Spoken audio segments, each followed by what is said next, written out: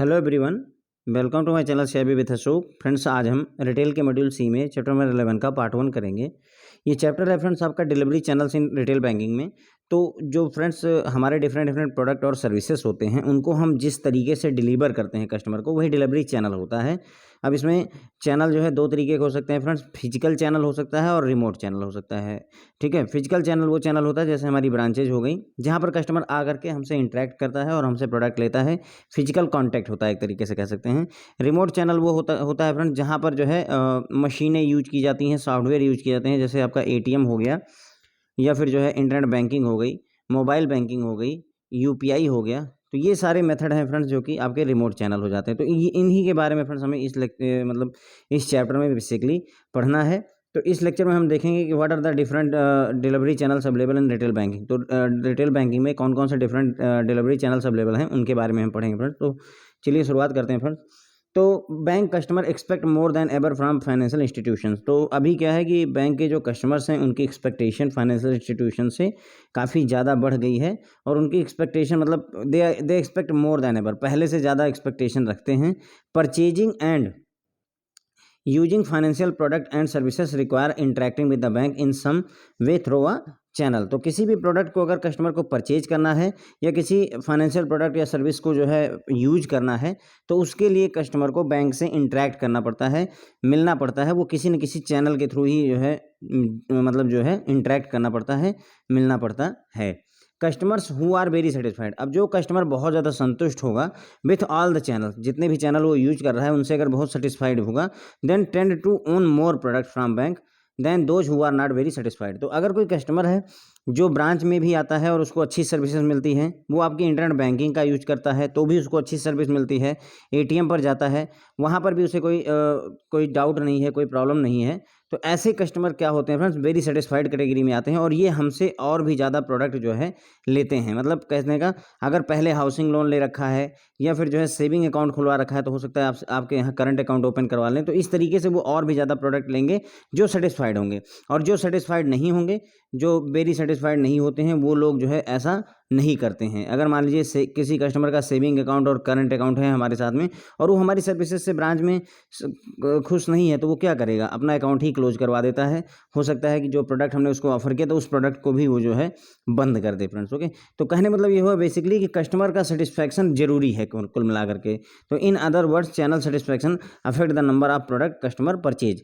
तो चैनल मतलब कि चैनल से कस्टमर कितना सेटिस्फाइड है, चाहे वो ब्रांच हो, चाहे वो एटीएम हो, चाहे इंटरनेट बैंकिंग हो, मोबाइल बैंकिंग हो, उस चैनल से कस्टमर कितना सेटिस्फाइड है, ये जो है नंबर ऑफ प्रोडक्ट कितने परचेज करेगा कस्टमर कितने प्रोडक्ट परचेज करेगा उसको अफेक्ट करता है। तो अगर हम ये कहें कि कोई कस्टमर जो है ज़्यादा प्रोडक्ट परचेज कर रहा है, इसका मतलब हमारे चैनल से ज़्यादा सेटिस्फाइड है। कम प्रोडक्ट परचेज कर रहा है, इसका मतलब कम सेटिस्फाइड है, हम ये बात कह सकते हैं। There are various channel available in retail banking in order to achieve customer satisfaction, जिनके बारे में कुछ के बारे में हम यहाँ पर डिस्कस करेंगे। तो डिफरेंट चैनल अवेलेबल हैं फ्रेंड्स रिटेल बैंकिंग में कस्टमर का सेटिस्फैक्शन अचीव करने के लिए। तो कुछ के बारे में हमें यहाँ पर डिस्कस करना है। चलिए, तो देखिए इंट्रोडक्शन में हमने देखा कि जो कस्टमर है फ्रेंड्स उसकी एक्सपेक्टेशन पहले से ज़्यादा बढ़ गई है, फाइनेंशियल इंस्टीट्यूशन से वो ज़्यादा चीज़ें चाहता है। परचेजिंग, किसी भी प्रोडक्ट को परचेज करने या किसी भी फाइनेंशियल प्रोडक्ट को जो है यूज करने के लिए कस्टमर को बैंक से इंटरेक्ट करना होता है। और वो इंटरेक्शन कैसे होगा, किसी न किसी चैनल के थ्रू होता है, चाहे जिस भी चैनल के थ्रू, चाहे वो फिजिकली ब्रांच विजिट करे, चाहे इंटरनेट बैंकिंग से कोई प्रोडक्ट या सर्विस परचेज कर ले, है ना, कोई ना कोई तरीके से उसको बैंक से इंटरेक्ट करना पड़ेगा।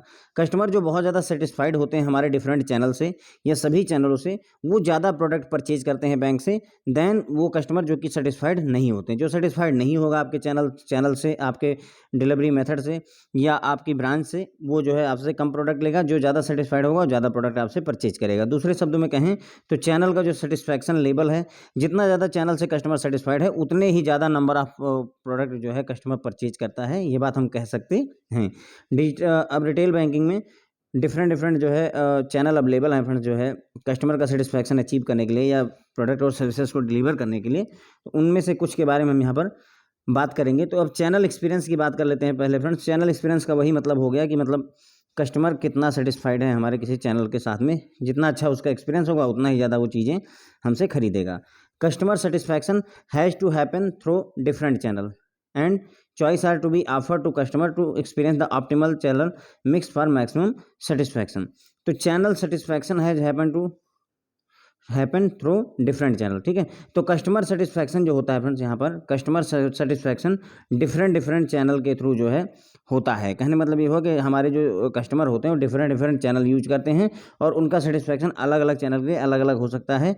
चॉइसेस आज अब हम क्या करेंगे, उसके लिए हम कस्टमर को एक ऑप्टिमम चैनल का मिक्स देंगे। कहने का मतलब ये हुआ कि अगर उसको कैश निकालना है तो एटीएम बेहतर रहेगा, अगर उसको फंड ट्रांसफ़र करने हैं तो उसके लिए इंटरनेट बैंकिंग अच्छी रहेगी, अगर उसको एफडी बनवानी है, फिक्स डिपॉजिट वगैरह करना तो वो ब्रांच आए। तो कुल मिला करके अलग अलग मतलब जो है एक ऑप्टिमम मिक्स चैनल का ऑफर करते हैं ताकि कस्टमर का सेटिस्फैक्शन मैक्सिमम रहे। हो सकता अब जिस बैंक में इंटरनेट बैंकिंग वगैरह के थ्रू अगर एफडी नहीं बनवा सकते तो वहाँ पर ब्रांच ही आना पड़ेगा फ्रेंड्स। ओके, तो कस्टमर सेटिस्फैक्शन जो है फ्रेंड्स क्या है, डिफरेंट चैनल के थ्रू अलग अलग सेटिस्फैक्शन होता है कस्टमर का, और जो है कस्टमर को हम ऑप्टिमम चैनल मिक्स देते हैं ताकि उसका मैक्सिमम सेटिस्फैक्शन रह सके। Let us discuss in detail efficacy of the different channels in retail banking. तो रिटेल बैंकिंग में जो डिफरेंट चैनल हैं उनकी इफिकेसी के बारे में हम यहाँ पर डिस्कस कर रहे हैं फ्रेंड्स। ओके, तो multi channel distribution is a practice adopted by almost all bank in customer total customer experience. तो क्या है कि मतलब रिटेल बैंकिंग में मल्टी चैनल डिस्ट्रीब्यूशन प्रैक्टिस को अडॉप्ट किया गया सभी बैंकों के द्वारा। मल्टी चैनल डिस्ट्रीब्यूशन का मतलब हुआ कि एक ही चैनल नहीं है, सिर्फ ब्रांचेस से ही जो है प्रोडक्ट का डिस्ट्रीब्यूशन नहीं होता है। सभी बैंकों ने मल्टी चैनल डिस्ट्रीब्यूशन यूज करना शुरू कर दिया है। यानी कि मतलब ये हुआ कि फिजिकल चैनल भी यूज करते हैं as well as remote channel भी यूज करते हैं। इसमें ATM, internet banking, mobile banking, आपका फिजिकल चैनल में ब्रांचेज वगैरह आता है ताकि कस्टमर का जो एक्सपीरियंस है वो अच्छा रहे हमारे साथ में। Each channel either direct are remote, है ना, जो चैनल है ये फिजिकल चैनल कह लीजिए या डायरेक्ट चैनल कह लीजिए या रिमोट चैनल कह लीजिए, ठीक है फ्रेंड्स। तो कोई भी चैनल चाहे वो फिजिकल हो या रिमोट हो, has it plus and minus and also depend on customer segment using the different channel. तो कोई भी चैनल हो, चाहे वो फिजिकल चैनल हो चाहे रिमोट चैनल हो, उसके अपने प्लस और माइनस हैं, है ना। कुछ अच्छी चीज़ें होंगी, कुछ ख़राब चीज़ें होंगी, और ये डिपेंड साथ ही साथ में ये बात डिपेंड भी करती है कि कौन सा कस्टमर सेगमेंट किस डिफरेंट चैनल को यूज कर रहा है। कहने मतलब अलग अलग तरीके के कस्टमर का सेगमेंट होता है और वो सेगमेंट अलग अलग तरीके के प्रोडक्ट मतलब चैनल को यूज करते हैं। जैसे जो पुराने लोग हैं वो जो है कौन सा वो ब्रांच जाना ज़्यादा पसंद करेंगे, जो नए लोग हैं वो रिमोट चैनल ज़्यादा पसंद करेंगे, है ना। तो डायरेक्ट चैनल में भी best fit for a conservative customer. देखिए जो डायरेक्ट चैनल है या फिजिकल चैनल है वो ज़्यादा अच्छा किसके लिए, कंजर्वेटिव कस्टमर का, जो पहले का जैसा कस्टमर था उसके लिए ज़्यादा अच्छा है। वो ब्रांच विजिट करना ज़्यादा पसंद करेगा, डायरेक्ट चैनल यूज़ करना ज़्यादा पसंद करेगा। Whereas young and tech से भी, जो आज के नई जनरेशन है जो टेक्नोलॉजी का यूज करती है, वो ऑप्ट करते हैं रिमोट चैनल की। वो इंटरनेट बैंकिंग, एटीएम और ये सब यूज करना ज़्यादा पसंद करते हैं। ओके, तो different let us understand the different channels in retail banking and importance of the channel for customer experience of product and services. तो हमें अलग अलग जो चैनल्स हैं उनके बारे में, उनकी इंपॉर्टेंस के बारे में यहाँ पर हमें डिस्कस करना है। तो चैनल एक्सपीरियंस में हमने क्या समझा फ्रेंड्स कि अलग अलग चैनल मतलब जो जितने भी चैनल्स हैं फ्रेंड्स वो कस्टमर का एक्सपीरियंस बदलते हैं। अगर कोई ब्रांच विजिट करता है उसको 2 घंटे लगते हैं, कोई अगर एटीएम विजिट करता है उसको सिर्फ 10 मिनट 20 मिनट लगते हैं, तो उसका एक्सपीरियंस बदल जाता है और उसका सेटिस्फैक्शन भी बदलता है। तो उसी के बारे में हम यहाँ पर बात करें कि चैनल एक्सपीरियंस क्या होता है। कस्टमर सेटिस्फैक्शन जो है डिफरेंट चैनल के थ्रू आता है, यानी कस्टमर फिजिकल चैनल भी यूज करता है, रिमोट चैनल भी यूज करता है, इसलिए हम डिफरेंट चैनल ऑफर भी करते हैं फ्रेंड्स, है ना। तो जो बैंक है वो एटीएम भी ऑफर करते हैं, इंटरनेट बैंकिंग भी ऑफर करते हैं, मोबाइल बैंकिंग ऑफर करते हैं, अपनी ब्रांचेज भी रहती हैं उनकी ढेर सारी। तो ये इतना सारा हम चैनल क्यों अवेलेबल करवाते हैं, ताकि जो है कस्टमर को हम डिफरेंट चॉइसेस ऑफर कर सकें, और हमारी कोशिश रहती है कि हम ऑप्टिमम चैनल मिक्स ऑफर करें ताकि उसे मैक्सिमम सेटिस्फैक्शन कस्टमर को वहाँ पर मिल सके फ्रेंड्स। ओके, उसके लिए हम करते हैं। तो हर एक चैनल की इफिकेसी के बारे में यहाँ पर डिस्कस कर रहे हैं फ्रेंड्स। तो मल्टी चैनल डिस्ट्रीब्यूशन का कॉन्सेप्ट जो है हर एक बैंक यूज करता है। ध्यान रखेंगे मल्टी चैनल डिस्ट्रीब्यूशन का कॉन्सेप्ट हर एक बैंक यूज करता है ताकि कस्टमर का जो सेटिस्फैक्शन लेवल है वो अच्छा रहे। मल्टी चैनल डिस्ट्रीब्यूशन मतलब कई सारे चैनल डिस्ट्रीब्यूशन के लिए, प्रोडक्ट और सर्विसेज को डिस्ट्रीब्यूट करने के लिए कई सारे चैनल यूज किए जाते हैं, चाहे वो ब्रांच हो, चाहे इंटरनेट बैंकिंग हो, चाहे मोबाइल बैंकिंग हो। अब कोई भी चैनल, चाहे वो डायरेक्ट चैनल हो या फिजिकल चैनल कह सकते हैं या रिमोट चैनल हो, उसके अपने प्लस और माइनस हैं, और ये भी डिपेंड करता है कि कौन सा चैनल कौन पर्सन यूज करता है, वो कस्टमर सेगमेंट पर डिपेंड करता है। यानी अलग अलग टाइप के कस्टमर सेगमेंट हैं। जैसे यंग जनरेशन है वो एक सेगमेंट हो गया, ओल्ड जनरेशन है वो एक सेगमेंट हो गया। ये जो ओल्ड जनरेशन वाली सेगमेंट है वो आपका ब्रांच ज़्यादा पसंद करती है, यानी डायरेक्ट चैनल यूज़ करना ज़्यादा पसंद करती है, फिजिकल चैनल यूज़ करना ज़्यादा पसंद करती है। तो ये तीनों सब मतलब डायरेक्ट कह लीजिए, फिजिकल कह लीजिए, ब्रांच कह लीजिए, सब एक ही बात है, ठीक है। और रिमोट चैनल कौन सा यूज़ करना पसंद करें कि जो नई जनरेशन है, जो टेक्नोलॉजी ओरिएंटेड है ना, टेक सेवी जिसे जनता कहेंगे, यंग जनरेशन है, वो रिमोट चैनल ज़्यादा पसंद करती है, यानी एटीएम यूज़ करना, internet banking, mobile banking use करना ज़्यादा पसंद करती है। तो हमें जो है यहाँ डिफरेंट चैनल के बारे में, रिटेल बैंकिंग में जो डिफरेंट चैनल अवेलेबल हैं उनकी इंपॉर्टेंस है, कस्टमर के एक्सपीरियंस को कैसे वो अफेक्ट करते हैं, इसके बारे में हमें यहाँ पर डिस्कस करना है। The channel through which retail banking services are offered illustrated below. तो जो चैनल यूज किए जाते हैं डिलीवरी के लिए वो ये हैं फ्रेंड, देखिए डिलीवरी चैनल्स रिटेल बैंकिंग के डिलीवरी चैनल में फिजिकल चैनल हो गए आपके और इलेक्ट्रॉनिक एंड रिमोट चैनल हो गए दूसरा। तो अगर हम देखें डिलीवरी चैनल को बेसिकली दो में बांटा गया है, फिजिकल चैनल में और इलेक्ट्रॉनिक एंड रिमोट चैनल में। आपका जो फिजिकल चैनल है उसमें ब्रांच और एक्सटेंशन काउंटर होते हैं, ब्रांच भी होती है और एक्सटेंशन काउंटर जो आपका बीसी लोकेशन पर, जो हम सीएससी वगैरह होता नहीं है फ्रेंड्स, जहाँ पर जन सेवा केंद्र टाइप का, तो एक हो गया आपका ब्रांच और दूसरा एक्सटेंशन काउंटर। तो ये जन सेवा केंद्र वाले एक्सटेंशन काउंटर्स हो गए जहाँ पर बैंक वाली सुविधाएं और मिल सकती हैं। उसके अंदर इलेक्ट्रॉनिक या रिमोट चैनल में आपका ATM, internet banking, mobile banking या और इसके अलावा आप यूपीआई वगैरह का भी जिक्र यहाँ पर कर सकते हैं फ्रेंड्स। ओके, तो ये हो गया रिटेल बैंकिंग में डिफरेंट चैनल जिनके थ्रू रिटेल बैंकिंग की सर्विसेज एंड प्रोडक्ट ऑफर किए जाते हैं। डिलीवरी चैनल्स दो तरीके के, फिजिकल, दूसरा रिमोट कह सकते हैं। फिजिकल में ब्रांच और एक्सटेंशन काउंटर हो गए, ब्रांच हमने देखी ही है, एक्सटेंशन काउंटर आपके जन सेवा केंद्र टाइप के होते हैं जहां पर लोग जाकर के अपने अकाउंट वगैरह ओपन करवा सकते हैं, कुछ पैसे भी विड्रॉ कर सकते हैं। रिमोट चैनल में तीन चीज़ों का जिक्र करते हैं, ATM, internet banking, mobile banking. आज के समय में लगभग हर एक बैंक जो है ये सारी सुविधाएं ऑफर करता है। तो ये हो गए फ्रेंड डिफरेंट। तो हमें बेसिकली जो हम पढ़ेंगे फ्रेंड्स पूरे लेक्चर में वो इन्हीं सभी चीज़ों के बारे में हमें पढ़ना है, मतलब इस पूरे चैप्टर में मिला करके हम इन सभी बातों के बारे में जानेंगे। अब पहला इसमें से जो फिजिकल या डायरेक्ट चैनल है फ्रेंड्स आपका, वो ब्रांच है, उसके बारे में हम यहाँ पर पढ़ेंगे। एक अच्छी ब्रांच कैसे बनती है, ब्रांच का लेआउट क्या मायने रखता है, इन सभी बातों के बारे में हमें यहाँ पर जानना है फ्रेंड्स। ओके, तो ये क्लियर हो गया हमें, चाहे फिजिकल चैनल कहें चाहे डायरेक्ट चैनल कहें, दोनों एक ही बात है और ये ब्रांच इसका बेस्ट एग्जाम्पल होती है। ठीक है, तो चलिए शुरू करते हैं। Branch is primary direct channel that drives retail banking. तो यहाँ पर ये है कि जो ब्रांच होती है फ्रेंड्स वो रिटेल बैंकिंग को ड्राइव करने के लिए सबसे मेन प्राइमरी चैनल होती है, यानी कहने मतलब सबसे पहले कस्टमर इंटरेक्ट कहाँ करता है, ब्रांच ही जाता है। अगर उसको कोई प्रोडक्ट अकाउंट खोलना है, एफडी बनवानी है, लोन लेना है, तो सबसे पहले वो कहाँ जाता है, सबसे पहले वो कोशिश करता है ब्रांच जाने की। तो ब्रांच जो है प्राइमरी डायरेक्ट चैनल होता है रिटेल बैंकिंग का।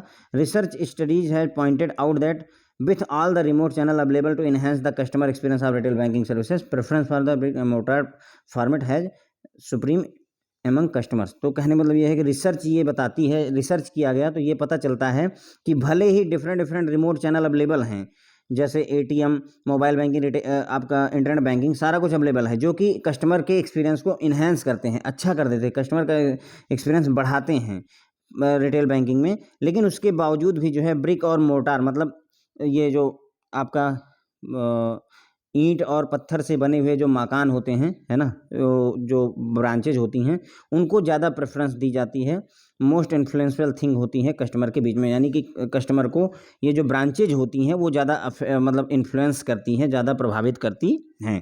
तो कहने का मतलब ये हुआ कि भले ही हमने इंटरनेट बैंकिंग, मोबाइल बैंकिंग और एटीएम्स लगा दिए, सारी सुविधाएं अवेलेबल करवा दी है, यूपीआई ले आए, भीम ले आए, सारा कुछ ले आए, लेकिन उसके बावजूद भी कस्टमर जो है ब्रिक और मोर्टार वाली ये जो बिल्डिंग होती है वहाँ पर जाना ज़्यादा प्रेफर करता है, ज़्यादा पसंद करता है एज पर रिसर्च। ठीक है, अब इसका क्या कारण है, ऐसा क्यों है कि कस्टमर जो है ब्रांच जाना ज़्यादा पसंद करता है देन कि एटीएम पर।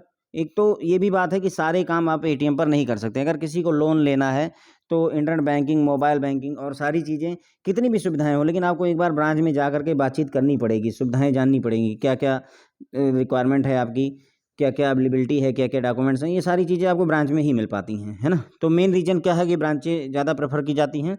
तो branch tangibilize the intangible nature of banking services. तो कहने का मतलब ये है कि जो ब्रांच होती है फ्रेंड्स, देखिए बैंक की जो सर्विसेज होती हैं वो इनटेंजिबल होती हैं। इनटेंजिबल मतलब जिसे हम छू नहीं सकते हैं। जैसे एक एग्जांपल के लिए देखिए, मान लीजिए आपसे कहा जाए कि आपका अकाउंट हमने एचडीएफसी बैंक में या आईसीआई बैंक ने कहा कि हमने आपका अकाउंट ओपन कर दिया है, तो क्या कुछ ऐसा मिला है जिससे आप टच कर सको अकाउंट, आपका अकाउंट ओपन हो गया, बस इतनी सी बात कही उसने और आपने मान लिया, एक अकाउंट नंबर दे दिया, नथिंग इज टेंजिबल, है ना, वहाँ पर कुछ ऐसा नहीं जो टच कर सकते हैं आप, इनटेंजिबल है।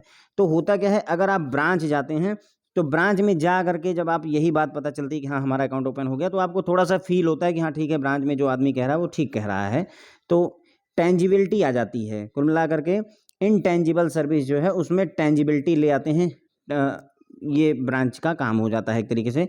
The transaction carried out in branch premises influences a sense of confidence in the minds of customer that they have not only physically involve in the transaction but also feel the service experience at the branch. तो जो भी transaction branch की premises में की जाती हैं वो customer के मतलब जो है दिमाग में एक तरीके से कॉन्फिडेंस लेकर के आती हैं कि मैं इस ट्रांजैक्शन में फिजिकली इन्वॉल्व रहा हूँ, है ना, और साथ ही साथ में जो ब्रांच जो सर्विस है उसको मैंने ब्रांच में एक्सपीरियंस भी किया है। तो कहने का मतलब ये हुआ कि अगर सारी बातें वर्चुअल रहेंगी, आप कभी ब्रांच नहीं जाएंगे, तो उससे क्या होता है कि कुछ कस्टमर ऐसे होते हैं जिनके दिमाग में ये बात आती ही नहीं है कि हाँ कोई काम हो गया। जैसे सबसे बढ़िया इसका एग्जाम्पल होगा पासबुक प्रिंटिंग का, है ना, कस्टमर जो है 1000 रुपये जमा करता है और उसके बाद में जब तक उसको उसकी पासबुक में वो 1000 रुपये की एंट्री नहीं दिख जाती है, आपने भले ही जमा कर दिया, उसको एसएमएस भी आ गया, उसके बावजूद भी टेंजिबिलिटी उसको नहीं मिलती है। उसको फील तभी होता है जब जो है उसकी पासबुक में वो 1000 रुपये की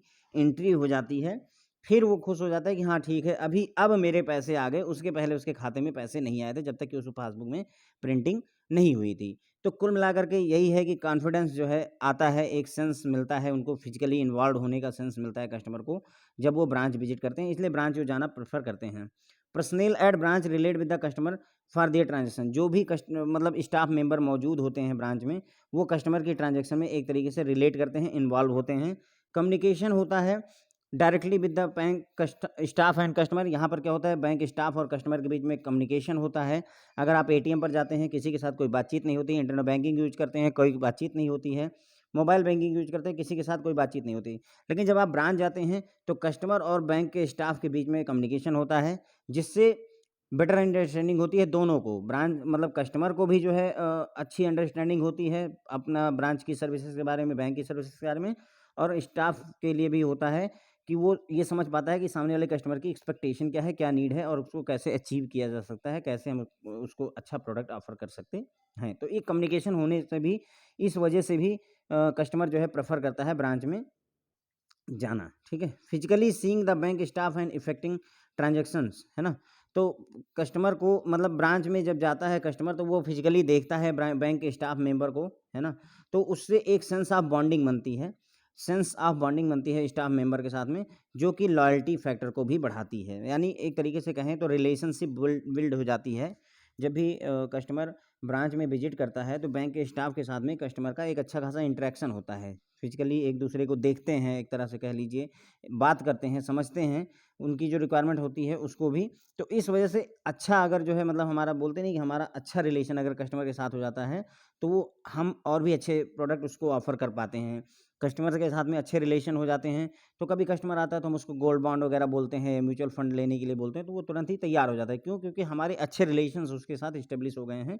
तो एक सेंस ऑफ बॉन्डिंग यहाँ पर इस्टेब्लिश हो जाती है और इसकी वजह से लॉयल्टी भी बढ़ती है, लॉयल्टी फैक्टर भी बढ़ता है, कस्टमर हमारे साथ में जुड़ा रहना चाहता है क्योंकि हमने अच्छी सर्विसेज वहाँ पर बैंक में ऑफर की हुई हैं। Product and services when explain to the customer directly in the branch by staff create a better understanding than through other channel. तो अब जब भी ब्रांच में कोई कस्टमर आता है और उसको जो है प्रोडक्ट और सर्विसेज के बारे में हम एक्सप्लेन करते हैं, जैसे मैंने अभी आपको कहा कि म्यूचुअल फंड हमने ऑफर किया उसको, या गोल्ड बॉन्ड उसे ऑफर कर दिया, या कोई इंश्योरेंस ऑफर किया, तो जब वो ब्रांच में खुद आता है कस्टमर और फिर हम उसे अपने प्रोडक्ट के बारे में बताते हैं, जैसे पीपीएफ अकाउंट के बारे में हमने उसे बताया, या जो है सुकन्या समृद्धि अकाउंट के बारे में हमने उसे बताया, तो कस्टमर की अंडरस्टैंडिंग उस समय ज़्यादा होती है देन कि अगर मान लीजिए, देखिए एक एग्जांपल से इसको समझिए, कस्टमर आपके पास में ब्रांच में आया है और आप उसे उस चीज़ को समझाते हैं, जैसे मान लीजिए अटल पेंशन योजना के बारे में समझाते हैं, तो आप बताते हैं सर आपको 5000 रुपये की पेंशन मिलेगी और 700-800 रुपये महीने आपका पैसा कटेगा, जो भी कंडीशन है वो आपने बताई, 60 साल बाद आपको मिलने लगेगा। उसी चीज़ को एक बार आप कभी कॉल करके अपने कस्टमर को, आप जो है ब्रांच में बैठे हुए अपने कस्टमर को कॉल करिए और अटल पेंशन योजना के बारे में समझाइए। आप ये देखेंगे कि जो जिस कस्टमर को आप कॉल करके प्रोडक्ट के बारे में समझा रहे हैं वो आपके ऊपर डाउट करने लगता है, वो डाउट इसलिए करता है कि बैंक उसे ये उम्मीद ही नहीं होती कि कभी बैंक में कोई हमारे पास कॉल करके मतलब अपने प्रोडक्ट के बारे में डिटेल्स में चर्चा करता है ना? तो वो डाउट करने लगता है। दूसरी बात उसको ये लगता है कि कहीं ये फ्रॉड कॉल ना हो। तो इस तरीके से वो भी एक प्रॉब्लम होती है। लेकिन अगर कोई कस्टमर ब्रांच में आया हुआ है, सीधे हमारे सामने ही बैठा हुआ है, तो वो प्रोडक्ट को और सर्विसेज़ को जो आप समझाते हो उसको अच्छे से समझता है। उसको मन में जो जितने भी 10-20 डाउट होते हैं वो पहले ही खत्म हो जाते हैं कि नहीं, यहाँ पर कोई फ्रॉड वाली बात नहीं, क्योंकि हम ब्रांच में ही बैठे हुए हैं। इस वजह से वो उस प्रोडक्ट के बारे में अच्छे से समझता है, और अगर उसको प्रोडक्ट पसंद आता है तो वो उसे एक्सेप्ट भी करता है, खरीदता भी है ना? Good branch layout and ambience enhanced the feel good factor among customer and strengthen the relationship with bank. तो अच्छी ब्रांच का जो लेआउट होता है फ्रेंड्स, एक अच्छी ब्रांच का लेआउट मतलब जब आप ब्रांच में एंट्री करते हैं, तो पहला प्रेजेंटेशन एक तरीके से अगर कहें बैंक का पहला प्रेजेंटेशन ब्रांच ही होती है। अगर ब्रांच का लेआउट अच्छा है, उसका एम्बियंस अच्छा है, ब्रांच साफ़-सुथरी है, नीट एंड क्लीन दिख रही है, हर चीज़ ऑर्गनाइज़्ड अगर दिखती है, तो कस्टमर के अंदर में फ़ील गुड वाला फैक्टर बढ़ता है, कस्टमर को अच्छा लगता है और उससे बैंक के साथ में रिलेशनशिप भी उसकी बढ़ती है। उसी जगह पर आप बैंक में जाते हैं और उस पता चलता है कि सफाई कहीं है नहीं, मक्खियाँ लग रही हैं या जो भी है, सिचुएशन ख़राब है, ब्रांच की स्थिति बहुत अच्छी नहीं है, तो वो चीज़ जो है मतलब कस्टमर के दिमाग में एक नेगेटिव जो है वो डाल देती है कि नहीं, ये तो ठीक नहीं लग रही है ब्रांच मुझे। Research studies have shown that Though customer have accepted the electronic channel for delivery of retail banking with both hand, they want to transact personally at the branch for their banking requirement। तो research में ये बात पाई गई है कि भले ही customer ने जो इलेक्ट्रॉनिक चैनल आपने ऑफ़र किए हैं रिटेल बैंकिंग में डिलीवरी के लिए, उसको दोनों हाथों से एक्सेप्ट किया है, स्वीकार किया है, उसे अच्छा भी लगा है, internet banking, mobile banking, ATM, ये सारी चीज़ें। लेकिन उसके बावजूद भी वो ट्रांज़ैक्ट करना चाहते हैं पर्सनली जो है अपनी बैंकिंग रिक्वायरमेंट को ब्रांच में आ करके, मतलब उसके बावजूद भी ब्रांच में जा करके ही वो ट्रांज़ैक्शन करना पसंद करते हैं। To put it short, they want a human intervention for their services. ठीक है? तो अगर हम साधारण शब्दों में कहें तो वो अपनी जो ट्रांज़ैक्शन है, जो भी सर्विस ले रहे हैं उसमें ह्यूमन इंटरवेंशन चाहते हैं, इंसानों का इंटरवेंशन चाहते हैं। कोई न कोई हो वहाँ पर जिससे वो कुछ बोल सकें, कुछ कह सकें, कुछ समझ सकें। ना कि जो है देन सिंपली गो ऑनलाइन और mechanical intervention like ATM and internet banking, mobile banking. ना कि वो जो है मतलब इंटरनेट बैंकिंग पर जाएँ या एटीएम पर गए, मोबाइल बैंकिंग यूज़ कर ली, इंटरनेट बैंकिंग यूज़ करके। तो कुल मिलाकर के ह्यूमन इंटरवेंशन चाहते हैं और वो तभी हो सकता है जब वो ब्रांच में आते हैं। ठीक है? तो ब्रांच जो है एक इम्पॉर्टेंट फैक्टर हो जाती है फ्रेंड्स। ठीक है, चलिए। तो हमने ये बात समझ ली, फिजिकल चैनल हो गया या डायरेक्ट चैनल हो गया, उसका सबसे बेस्ट है ब्रांच होती है फ्रेंड्स। ओके? तो ब्रांच क्या होती है? प्राइमरी सबसे पहला जो है डायरेक्ट चैनल होती है रिटेल बैंकिंग का, या फिजिकल चैनल होती है रिटेल बैंकिंग का। और रिसर्च में ये पता चलता है कि कस्टमर भले ही रिमोट चैनल ढेर सारे अवेलेबल हैं, इंटरनेट बैंकिंग, मोबाइल बैंकिंग, हर चीज़ अवेलेबल है, लेकिन उसके बावजूद भी कस्टमर ब्रिक और मोर्टार की बिल्डिंग में यानी कि हमारी ब्रांचों में जाना ज़्यादा पसंद करता है। उसके पीछे कारण ये है कि ब्रांचें क्या करती हैं, जो हमारी बैंक की सर्विसेज होती हैं इनटेंजिबल नेचर की होती हैं, उसको टेंजिबलाइज करती हैं, टेंजिबल बनाती हैं। जो भी ट्रांजैक्शन बैंक में आकर के कस्टमर करता है, तो वो एक कस्टमर के दिमाग में एक कॉन्फिडेंस बनता है कि हाँ, मैं यहाँ पर इस ट्रांज़ैक्शन में फिज़िकली इन्वॉल्वड हूँ। मैं 10,000 रुपए लेकर के आया, तो मैंने बैंक की ब्रांच में जमा किया, तो उसको एक फिज़िकल मतलब उसको सैटिस्फैक्शन मिलता है कि हाँ, मैं इसमें इन्वॉल्व रहा हूँ। ऐसा नहीं है कि मैंने कहीं गलत जगह पर पैसे जमा कर दिए हैं। पर्सनल जो होते हैं, कस्टमर के साथ में उनके ट्रांज़ैक्शन में वो रिलेट करते हैं, जो भी स्टाफ मेंबर हैं उनकी मदद करते हैं।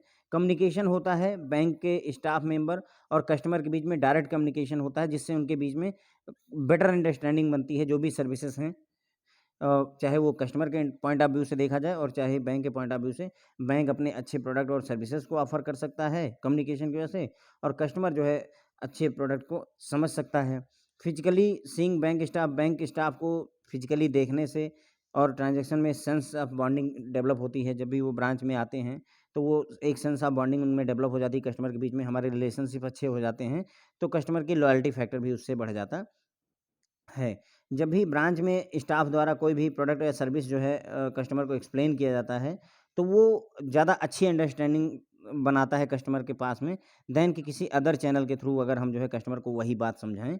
तो एक अच्छी ब्रांच का जो लेआउट होता है, एक जो उसका एम्बियंस होता है, वो फ़ील गुड फैक्टर जो है कस्टमर के बीच में अच्छा बढ़ाता है। जब ब्रांच में आता है कस्टमर और अच्छी ब्रांच उसे दिखती है, नीट एंड क्लीन ब्रांच उसे दिखती है, तो वो जो है हमारी बैंक के साथ में कस्टमर की रिलेशनशिप को भी स्ट्रेंथ करता है, मजबूत बनाता है। रिसर्च में ये देखा गया है कि भले कस्टमर ने हमारे जो है जो इलेक्ट्रॉनिक चैनल है, एटीएम, इंटरनेट बैंकिंग, इन सबको दोनों हाथों से मतलब खुले दिल से स्वागत किया हुआ है कि हाँ ये अच्छी चीज़ें हैं, लेकिन उसके बावजूद भी काफ़ी सारे कस्टमर ऐसे हैं जो पर्सनली जो है ट्रांजेक्शन करना पसंद करते हैं ब्रांच में जा करके अपनी बैंकिंग रिक्वायरमेंट को फुलफ़िल करने के लिए। अगर हम यहाँ पर एक शब्द में कहना चाहें तो कस्टमर ह्यूमन इंटरवेंशन चाहता है। सिंपल लैंग्वेज में कस्टमर ह्यूमन इंटरवेंशन चाहता है। जो भी सर्विसेज दे सिंपली गो, मतलब वो ऑनलाइन सिंपली चले जाएँ और मैकेनिकल इंटरवेंशन हो, वहाँ पर एटीएम के थ्रू पैसा निकाल लें जहाँ पर मशीनें काम कर रही हैं, मोबाइल बैंकिंग, इंटरनेट बैंकिंग का यूज़ करके ट्रांज़ैक्शन कर लें। उससे ज़्यादा पसंद वो क्या करते हैं, ह्यूमन इंटरवेंशन पसंद करते हैं कि लोग जो है डिस्टर्ब करें, एक तरीके से उनके साथ में इन्वॉल्व हो, ब्रांच के लोग इन्वॉल्व हों। इसीलिए ब्रांचों में भीड़ लगी रहती है डिस्पाइट ऑल चैनल्स। ठीक है? तो branch being an important delivery channel in retail banking, let us see what are the essentials of good branch layout and what are the advantage of good layout and ambiance at the branches. तो branch जो है essential होती है, important delivery channel होती है friends आपका retail banking में। तो हमें देखना है कि एक अच्छा ब्रांच का लेआउट और कैसा होना चाहिए, क्या-क्या चीज़ें होनी चाहिए एक अच्छे ब्रांच के लेआउट में, और क्या-क्या फ़ायदे हैं अगर जो है अच्छा लेआउट है ब्रांच का और एम्बियंस अच्छी है ब्रांच की, तो क्या-क्या उसके बेनिफिट होते हैं, एडवांटेज होते हैं, उसके बारे में भी हम यहाँ पर देखेंगे फ्रेंड्स। ओके, तो कुछ बातें हम इस लेक्चर में देख लेंगे फ्रेंड्स, और बाकी जो बातें बचेंगी उनको हम अगले लेक्चर में देखेंगे। तो ब्रांच लेआउट एंड एम्बियंस के बारे में बात करेंगे। तो layout of A branch is a deciding factor for improving the ambience of the branch. तो अगर आपको ब्रांच की एम्बियंस को इम्प्रूव करना है, माहौल को अच्छा रखना है, तो ब्रांच का लेआउट इंपॉर्टेंट डिसाइडिंग फैक्टर हो जाता है। ब्रांच लेआउट और एम्बियंस जो होता है फ्रेंड्स, तो लेआउट ऑफ ब्रांच जो है वो डिसाइडिंग फैक्टर होता है improving ambience of the branch. किसी भी ब्रांच की अगर आपको एम्बियंस, माहौल को अच्छा बनाना है, तो जो लेआउट है ब्रांच का वो बहुत ज़्यादा इंपॉर्टेंट फैक्टर हो जाता है।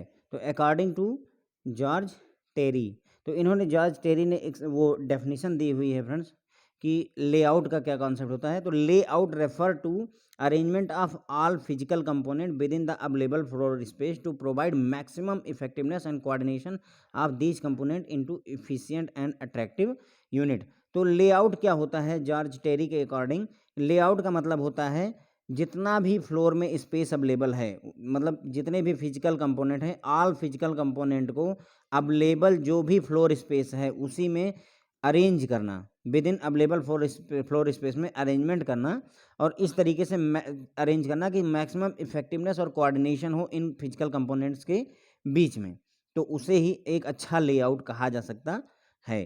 तो एक good layout refer to available floor space, जितना भी फ्लोर में स्पेस अवेलेबल है वहाँ पर arrangement of all physical component, वहाँ पर सारे फिजिकल कंपोनेंट का अरेंजमेंट करना है, टू प्रोवाइड मैक्सिमम इफेक्टिवनेस और कोऑर्डिनेशन होना चाहिए इन कंपोनेंट के बीच में, तो उसे ही एक अच्छा लेआउट माना जाता है। और ब्रांच का लेआउट भी इसका कोई जो है एक्सेप्शन नहीं है, मतलब ब्रांच के लेआउट में भी ये बात लागू होती है। तो कहने मतलब मान लीजिए अगर आपके पास में 1800 स्क्वायर फीट या 2000 स्क्वायर फीट जो भी ब्रांच का एरिया हो आपका, उतने एरिया में जो भी कंपोनेंट अवेलेबल हैं, ब्रांच मैनेजर का केबिन हो गया या हेड कैशियर का केबिन हो गया, आपके प्रधान जो भी और लोग बैठते हैं, लोन वाले हो गए, या फिर जो भी लोग यहाँ पर बैठते हैं फ्रेंड्स, उन सब के लिए जो है प्रॉपर स्पेस बनाना, लेआउट सही से रखना, ताकि इस इतने ही स्पेस का यूज करके हमें मैक्सिमम इफेक्टिवनेस रहनी चाहिए और मैक्सिमम कोऑर्डिनेशन रहना चाहिए। अब जैसे कस्टमर यहाँ पर आता है, मान लीजिए शुरू में ब्रांच में यहाँ आता है और उसको लोन लेना है और पता चलता है उसको एकदम पीछे जाना है, तो ये एक अच्छा यूटिलाइजेशन नहीं है, एक अच्छा इफेक्टिव लेआउट नहीं है। ओके, तो जॉर्ज टेरी के हिसाब से हमने डेफिनेशन देख ली कि ब्रांच लेआउट का क्या मतलब होता है। ब्रांच लेआउट में be broadly defined as system of locating the various service facility within the branch in order to deliver the most convenient service to the customer. तो branch layout में भी, branch layout को अगर define करना चाहें तो ये होता है system of locating the various service facilities, जो डिफरेंट सर्विस फैसिलिटीज़ हैं उनको लोकेट करना ब्रांच के अंदर में, in order to deliver most convenient service to the customer. हम कस्टमर को मोस्ट कन्वीनियंट सर्विस देना चाहते हैं और उसके लिए वेरियस जो सर्विस फैसिलिटी हैं उनको लोकेट करना होता है। जैसे आपकी ये ब्रांच हो गई, तो उसमें अब कॉन्सेप्ट है यहाँ पर ब्रांच मैनेजर का केबिन हो गया, या कई जगहों पर पहले ही केबिन हो जाता है, फिर यहाँ पर कैश जमा करने की लाइन होती है, यहाँ पर अपना चेस्ट वगैरह जो भी बना होता है। तो इस तरीके से हमारा यहाँ पर पर्पज़ क्या है कि कस्टमर को सर्विस कन्वीनिएंटली जो है बैंकिंग सर्विसेज हम अवेलेबल करवा पाएँ, यही करने की कोशिश है। Customer should feel comfortable when they are inside the branch. Customer जब भी ब्रांच के अंदर आए तो वो कंफर्टेबल फील करना चाहिए, उसे लगे कि हाँ कोई दिक्कत नहीं है, अच्छा है, सब कुछ बहुत बढ़िया से ऑर्गेनाइज किया गया है। The ambience of branch should be such that it increases the comfort factor in the minds of customer. तो एम्बियंस जो ब्रांच की होती है वो इस तरीके की होनी चाहिए, ऐसा माहौल होना चाहिए कि कंफर्ट लगे, कस्टमर के दिमाग में कंफर्ट फैक्टर को इंक्रीज करे, ताकि वो हमारे बैंक में बार बार आना पसंद करे फ्रेंड्स। ओके, तो ये हो गया फ्रेंड्स, जो है ब्रांच का लेआउट बहुत इंपॉर्टेंट होता है। ये ब्रांच के एम्बियंस को इम्प्रूव करने के लिए डिसाइडिंग फैक्टर ब्रांच का आपका लेआउट होता है। जितना अच्छा लेआउट आप तैयार करेंगे, जितने अच्छे से चीज़ों को आप अरेंज करेंगे, उतना ही ज़्यादा इंप्रेसिव ये लगेगा। तो according to George Terry, layout refer to the arrangement of all physical component within available floor space for providing maximum effectiveness and coordination of these component into efficient and attractive unit. तो layout का मतलब होता है जो भी floor पर space available है, जो भी स्पेस अवेलेबल है, वहाँ पर जितने भी फिजिकल कंपोनेंट हैं आपके, उनको ठीक से अरेंज करना, ताकि मैक्सिमम इफेक्टिव और इफेक्टिवनेस और कोऑर्डिनेशन प्रोवाइड किया जा सके उन कंपोनेंट्स के बीच में into an effective and attractive unit के तौर पर। ये सारे के सारे कंपोनेंट एक इफिशिएंट और अट्रैक्टिव यूनिट के तौर पर प्रेजेंट हो पाएँ। ठीक है, तो ये लेआउट होता है और ब्रांच का लेआउट भी इसी बात पर ही इसके जैसा ही होता है, इसमें कोई एक्सेप्शन नहीं है। तो अगर हम ब्रांच के लेआउट को ब्रॉडली कहना चाहें तो लोकेटिंग द वेरियस सिस्टम, मतलब हम क्या करेंगे, जो डिफरेंट डिफरेंट सर्विस फैसिलिटीज़ हैं, जो सर्विस फैसिलिटीज़ हैं, उनको इस तरीके से लोकेट किया जाता है ताकि हम कस्टमर को सर्विसेज जो है कन्वीनियंटली डिलीवर कर सकें। सिंपल सा पर्पज़ यही होता है कि जितनी भी सर्विस फैसिलिटीज़ हैं उनको इस तरीके से लोकेट किया जाता है ताकि हम कस्टमर को जो जो जो भी सर्विसेज हैं उसको जो है इफ़िशिएंटली या कन्वीनियंटली जो है डिलीवर कर सकें। कस्टमर जब भी ब्रांच के इनसाइड आए तो उसे कंफर्टेबल फील होना चाहिए। ब्रांच का एम्बियंस इतना अच्छा होना चाहिए, ऐसा होना चाहिए कि वो कस्टमर को कंफर्ट फैक्टर को इंक्रीज कर सके, कस्टमर के कंफर्ट फैक्टर को इंक्रीज कर सके, उसके दिमाग में ये फील करवा दे कि हाँ कस्टमर जो ब्रांच का एम्बियंस है वो बहुत अच्छा है। अब एक अच्छे ब्रांच के लेआउट के होने का क्या फ़ायदा होता है, what is the advantage of a good branch layout. तो अब हम देखेंगे कि लेआउट अगर अच्छा आपने रखा है तो उससे क्या-क्या फ़ायदे होते हैं। पहला, promote efficiency as it will ensure smooth flow of services which result in time benefit. तो अगर आपने अच्छा लेआउट ब्रांच का बना रखा है तो एफिशिएंसी आपकी बढ़ जाती है। It will ensure smooth flow of services which result in time benefit. तो इससे क्या होगा कि जो सर्विसेज हैं उनका फ्लो स्मूथली होता है और समय की भी बचत होती है, एफिशिएंसी बढ़ जाती है। अब जैसे मान लीजिए कई जगहों पर मान लीजिए बैंक में कॉन्सेप्ट होता है कि पहले आप जाएँगे और एक टोकन लेंगे।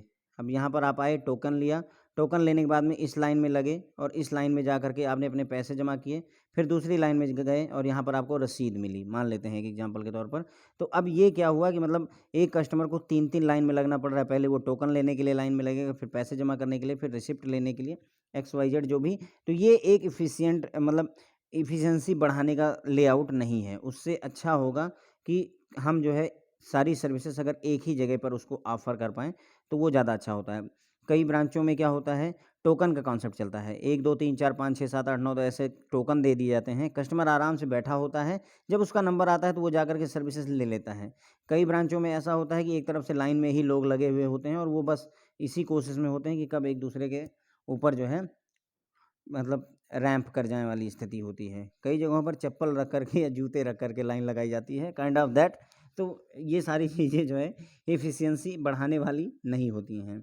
ठीक है? तो एफिशिएंसी बढ़ेगी अगर आपने अच्छे से ब्रांच के लेआउट को सेट कर रखा है, तो एफिशिएंसी बढ़ती है, समय भी बचता है। Because of proper placing of various service facilities, the internal communication effectiveness increases thereby facilitating better coordination among staff resulting in better customer service. तो अगर आपने प्रॉपरली जो है जो डिफरेंट डिफरेंट सर्विसेज फैसिलिटीज़ हैं उनको सही से प्लेसिंग कर रखी है, उनको सही जगह पर लगा रखा है, तो आपस में जो इंटरनल कम्युनिकेशन होता है फ्रेंड्स इफेक्टिव हो जाता है ना? और इससे जो स्टाफ मेंबर होते हैं उनके बीच में बेटर जो है कोऑर्डिनेशन बनता है और उसके बेटर कोऑर्डिनेशन होने की वजह से अच्छी कस्टमर सर्विस प्रोवाइड की जा सकती है। तो ये ज़रूरी है कि जो डिफरेंट सर्विस फैसिलिटी हैं वो प्रॉपरली प्लेस की जाएँ, सही से प्लेस की जाएँ, इंटरनल कम्युनिकेशन अच्छी तरीके से हो पाए, है ना? ताकि उनका आपस में जो स्टाफ मेंबर है उनका इंटरनल कम्युनिकेशन अच्छे से होगा। अगर अच्छे से कम्युनिकेशन होगा तो उनके बीच में कोऑर्डिनेशन भी बढ़ता है और जिससे बेटर जो है कस्टमर सर्विस भी निकल कर के आती है। Provides a comfortable and cognizable work environment, है ना? तो क्या होगा कि अगर ब्रांच का लेआउट अच्छा है तो एक कंफर्टेबल और अनुकूल कार्य करने के लिए एनवायरनमेंट मिलता है स्टाफ मेंबर को। अगर स्टाफ मेंबर को अच्छा काम करने का एनवायरनमेंट मिलेगा तो एम्प्लॉय का मोटिवेशन बढ़ता है और मोरल भी उसका बूस्ट होता है। और अगर जो है उसका एम्प्लॉय का अगर मोटिवेटेड रहेगा तो वो काम भी ज़्यादा अच्छा कर पाएगा, ठीक है। अब जो ब्रांच होती है वो उसका जो लेआउट होगा इमेज बिल्डिंग टूल होता है वो बैंक का, है ना। बैंक का इमेज बिल्डिंग टूल हो जाता है, मतलब लोगों के जैसे कोई कहे कि जो है हमने स्टेट बैंक ऑफ इंडिया को देखा हुआ है, तो स्टेट बैंक ऑफ इंडिया को आपने क्या देखा हुआ है? कोई एक ब्रांच देखी हुई है। अब जैसी वो ब्रांच होगी या 2 ब्रांच देखी, तो जैसी वो ब्रांच होगी उसी हिसाब से आपका दिमाग में होगा कि हाँ, स्टेट बैंक ऑफ इंडिया ऐसा है। वही कहने का मतलब है कि ये एक इमेज बिल्डिंग टूल होता है ब्रांच आपकी, because layout create a good impression and generate goodwill in the mind of customer. तो कस्टमर के दिमाग में अगर आपके ब्रांच का अच्छा लेआउट है तो एक अच्छा इंप्रेशन बनता है कि नहीं, स्टेट बैंक ऑफ इंडिया काफ़ी अच्छा बैंक है, सारी चीज़ें बहुत ही प्रॉपर्ली ऑर्गेनाइज़ होती हैं इनकी ना, तो वो एक गुडविल जो है बन जाती है कस्टमर के दिमाग में बैंक के प्रति। It also help in reducing cost as facilities are planned in maximizing efficiencies which result in cost optimization। और ये अच्छा लेआउट क्या करता है, कास्ट को घटाता है, पैसे की मतलब जो है जो भी हम एक्सपेंडिचर है उसको घटा देता है। As facilities are planned in maximising efficiency, जो भी फैसिलिटीज़ वहाँ पर अवेलेबल हैं वो इफ़िशियंसी को मैक्सिमाइज़ करने के लिए लगाई गई हैं, जिसकी वजह से कास्ट ऑप्टिमाइजेशन भी होता है एक अच्छे ब्रांच के लेआउट में। तो अच्छा ब्रांच का अगर लेआउट होता है तो ये काफ़ी सारे एडवांटेज हैं फ्रेंड्स आपके। एक तो इफ़िशियंसी बढ़ जाती है जिसकी वजह से समय बचता है। उसके बाद में ब्रांच का अगर प्रॉपर जो है प्रॉपर प्लेसिंग करते हैं आप सर्विसेज की, जो भी फैसिलिटीज़ आप दे रहे हैं उसकी प्रॉपर प्लेसिंग करते हैं तो कम्युनिकेशन इफेक्टिवली हो पाता है इंटरनली, और उसकी वजह से स्टाफ में कोऑर्डिनेशन भी बढ़ जाता है। उसके बाद में कंफर्टेबल और अनुकूल काम करने का एनवायरनमेंट स्टाफ मेंबर को मिलता है अगर लेआउट अच्छा है, और उसकी वजह से एम्प्लॉय जो होता है वो मोटिवेटेड फील करता है और उसका मोरल भी बूस्ट होता है। जो भी ब्रांचेज होती हैं वो इमेज बिल्डिंग टूल होती हैं। प्राइमरली कस्टमर के दिमाग में वही जाता है, जो ब्रांच देखता है उसी हिसाब से उस बैंक के बारे में सोचता है। तो इसलिए एक अच्छा जो है अगर लेआउट आप बना के रखेंगे तो एक अच्छा इंप्रेशन जाएगा बैंक के बारे में, और जो है कस्टमर के दिमाग में एक गुडविल भी बनती है बैंक के बारे में। ओके, उसके बाद में ये अगर आपने अच्छे से चीज़ों को ऑर्गेनाइज़्ड कर रखा है, लेआउट सही रखा हुआ है, तो ये कास्ट रिडक्शन में भी काम करता है, क्योंकि इफ़िशियंसी जब मैक्सिमाइज़ होती हैं तो पैसे की भी बचत होती है। ठीक है फ्रेंड, तो यहाँ पर हमने डिलीवरी चैनल के बारे में काफ़ी सारी बातें जान ली हैं। डिलीवरी चैनल में हमने बेसिकली जो है एम किया था इस बार ब्रांच को। डिलीवरी चैनल फिजिकल होता है, रिमोट होता है, जिसमें ब्रांच के बारे में हम पढ़ रहे हैं, एटीएम के बारे में, इंटरनेट बैंकिंग और मोबाइल बैंकिंग, इन सब के बारे में भी हमें आगे पढ़ना है फ्रेंड्स। ओके, तो थैंक यू सो मच।